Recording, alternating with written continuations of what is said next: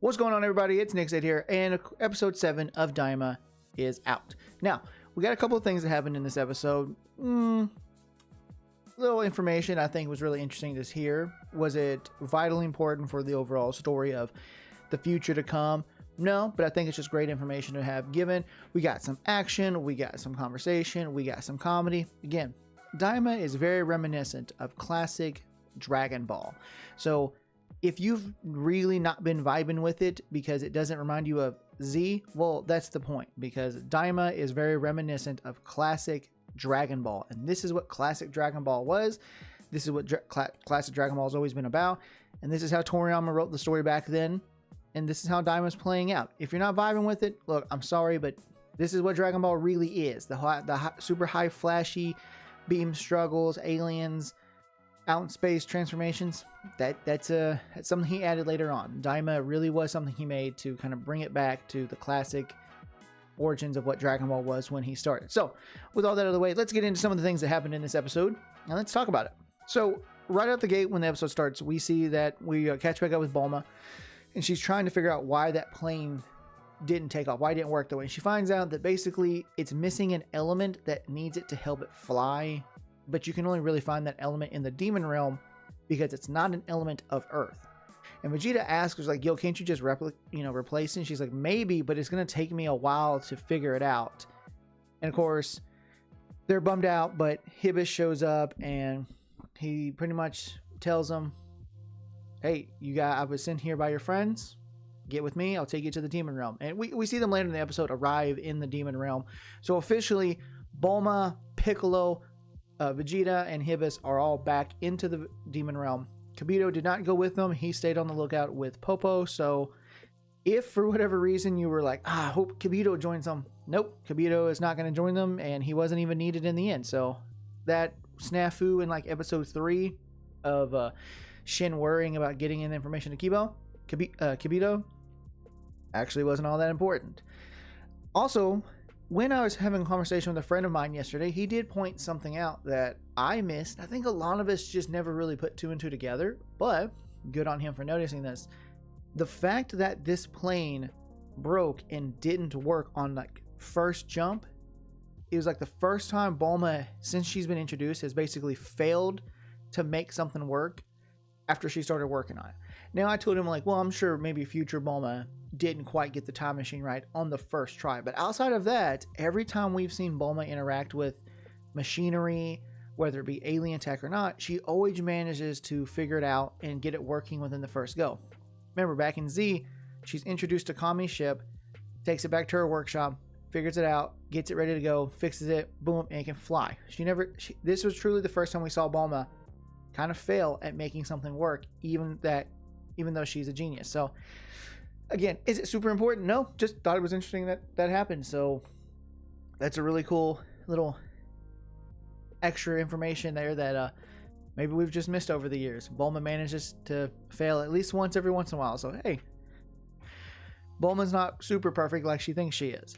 They get into a fight with the military police. They catch them flying. They pull them out thinking like, hey, Goku, I bet you that kid's on the ship. And Goku uses teleportation to avoid them, but they end up like grabbing Panji, and they're like, hey, we think this is the girl that attacked us back a couple of episodes ago in the village. They don't let them take her. Shin and Glorio fight them, knock them out, no problem.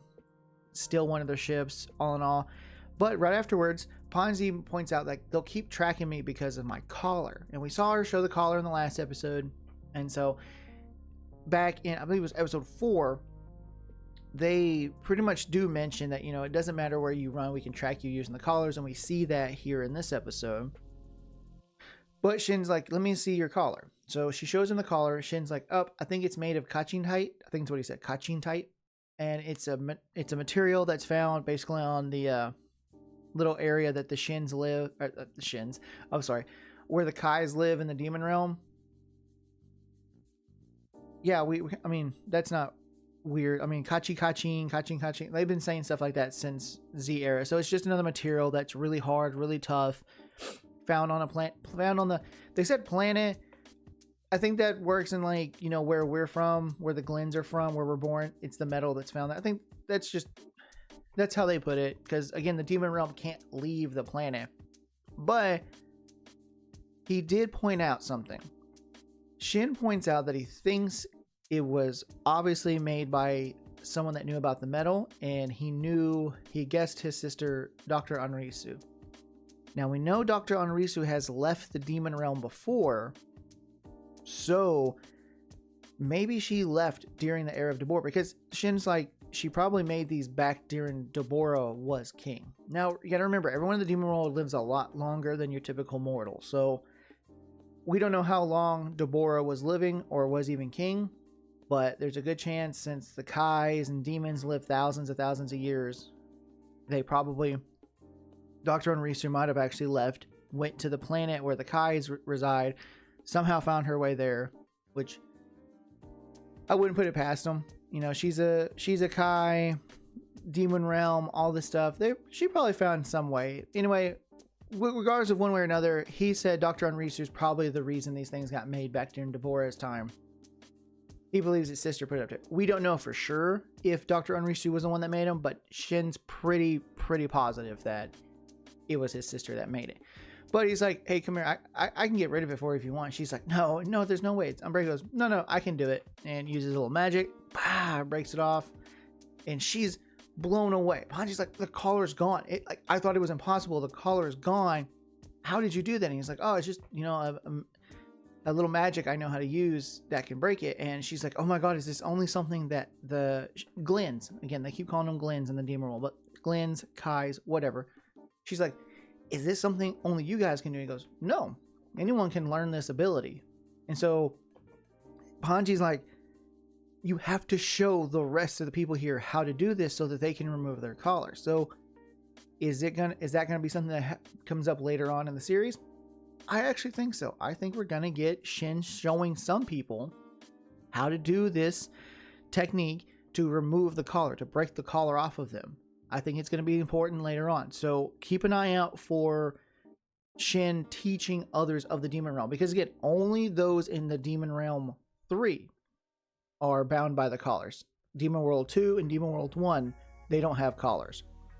So I absolutely think Shin's going to teach them how to use the technique and break the collars off. It's like, again, whole uprising, the revolt, people rebelling back against Goma. It's going to happen. It's going to happen. I already see it happening, and Shin's going to be the reason they can break free of the collars. Another thing, this whole episode, actually, funny enough, had a lot more stuff with Shin and the Kais, or Glens, or whatever you want to call them. I feel like there was more information with this episode and with the last episode about the Kais, about their livelihood, special things about them, special areas where they're from. Shin actually reveals in this that Ponzi asked him what's his name, like what's your name? I haven't asked you what your name is. And he goes, oh, you can just call me Shin. And she looks at him, she goes, that's not a name from around here. So clearly there are certain ways names are phrased or given that when you see it in the demon realm, you're like, hey, that's a demon world name. Much like the Saiyans all have their unique style of namings that, you know, all after vegetables. But in the world of Dragon Ball, you hear someone say a name a certain way, they're like, oh, that's a Saiyan name. So Shin has a Glend Kai name. And Panji's like, that's not a name from around here. Is that a name that's a name you use outside in the world, outside in the mortal world? And he's like, yeah, it's a name I use out in the mortal world. My real name is Nahare. So Shin's real name, the Supreme Kai that we've known since the 1990s, his real name is Nahare. And he goes by Shin in the outside world. That if you're somehow confused by that concept, it's no different than Goku with his Saiyan name and his Earth name. Goku goes by his Earth name, which was given to him by his grandpa, and Goku goes by Kakarot when Vegeta addresses him. And of course, Broly, because of the Broly movie, but that's later in the timeline. Point being is, Goku has a name he addresses with his family, his friends, Earthlings, and then he has a name that Vegeta calls him. He's got his real birth name and then a name he just goes by. There's nothing weird about that. There's tons of people that have their names and go by a nickname in the real world. So none of y'all get all pissy about that. It's just Shin goes by a different name in the mortal realm, and he never used his demon world name. And now we know what it is. Goku's even like, oh, that's your name. I guess I'll call you Nahare from now on. But then he's like, actually, I don't like that. It sounds weird. That feels weird. I'm just going to keep calling you Supreme Kai. So, hey, Goku's probably not going to keep calling him that, but obviously Panji will probably keep calling him that. Glorio will probably call him that. We may even actually have, when we run into Dr. Onrisu and Degasu again at some point in the story, I'm sure they'll address him as his actual name, not what they call him in the outside world. And moving forward, if you guys want to talk about the series, you can address him as Shin, Supreme Kai, or even Nahare. All three are right. All three are his names. Well, Supreme Kai is a title, but you all get the point. Hey, the guy's name is Nahare, so look forward to seeing people talk about that. I think that was a really interesting tidbit of information given that obviously isn't vital to the story, but I think it's just good lore to learn and good information to learn. So, hey, nobody get upset if someone's like, his name's Nahare, his name's Shin, his name's this, his name is Nahare, or his name is Shin. It goes either way. And that's going to be it for what I wanted to talk about in this episode, because again, this episode had a little bit of information given to us, but for the most part, it was just very little information stuff. More so, this was a very visual episode, I think, in terms of like we're moving along. Not a lot of exposition is going to be talked about. It's just going to be a lot of dialogue, some moments of action, maybe a little bit more dialogue, because they're on their way to fight the first Tamagami to get the Dragon Ball from him, and they do get there and meet up with Tamagami number 3 to get the Dragon Ball. However, the fight officially starts, but it doesn't officially start. All right, the episode ends off with Goku and the Tamagami about to square off. So anybody that was like, they're going to fight in this episode, they stand down at each other, and basically that's how it cliffhangers off this episode. Next episode, they will fight. We do get to see clips of Dr. Onrisu in the next episode. We get to see clips of Degasu and Goma reacting to something in the next episode. Probably Goku fighting the Tamagami. We may see Vegeta and Piccolo and Bulma maybe running into somebody to fight. We may see them catch up to him. We don't know just yet, but this episode was just a lot of just traveling to the next Tamagami and them getting ready to throw down with him. Goku being Goku, you know, he was super excited for the fight, but everyone's like, you know, you're just a kid. He's like, I think I got this. I can do this. I look forward to the next week's episode, because that one's clearly going to be a lot more action heavy. Again, there was action in this, but not a whole lot. Just, again, a lot more of just an episode of them traveling, having some conversation, a little bit of scuffle here, but it wasn't a super action heavy episode. It wasn't even really a lore heavy episode. It was just some tidbits and one of those just in between episodes to get you to the next part of the story. But it was a good episode. It was a good episode. I had fun watching it. I was enjoying myself.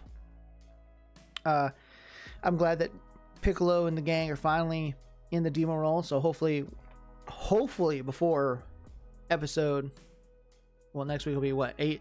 Hopefully by next week's episode, or maybe 9 at least, everybody gets to meet up together, because like I addressed with a friend and like I've heard other people say, they need to pick the pace up just a little bit. Not a lot, but they need to pick the pace up a little bit for this series. We're almost 10 episodes in at this point, and they just now got to the first Tamagami, and he has to fight 2 more, and then Lord knows what else the story is going to be entailing for us. So hopefully they pick up the pace a little bit. Hopefully get moving a little bit, not too fast. But again, these guys, the team, Toriyama, Toei, they have been working on this since 2021. So it's not going to be a rush thing. I just do hopefully now that they've reached the first Tamagami, the pacing will pick up just a little bit for the rest of the season. Just a little bit. We got to move just a little bit so that we can get through. Because I've heard remarks that the season's going to be 30 episodes. I've heard it's going to be 20 episodes. I haven't seen anything officially on how many episodes we're going to get. So I don't know if the pacing's actually at a good pace for the amount or if it's actually at a bad pace. I just think from what we're at, and if it is only supposed to be 20, they severely need to pick it up, and it's going to hurt it if it's only going to be 20. If it's going to be 30 or 40, then they might be in a good spot. But next week's episode is titled Tamagami. Goku and the third Tamagami are going to square off. Given, I think, clearly the Dragon Balls of the Demon World are going to be important, so I think Goku's going to win, get the Dragon Balls. People are going to be like, oh my god, he beat one, etc., etc., etc. Next week's episode is going to be fun. Next week's episode is going to be great. This episode was a good episode. Nothing too crazy. It is kind of, I don't want to say filler, because you guys are going to get all pissy about it. It's not a filler episode. It's just one of those, it's just not even padding. It's just one of those episodes that's just meant to help carry the story forward, because not a whole lot's going to happen, but it's important to keep the story moving. All in all, great episode. Fun, enjoyable episode.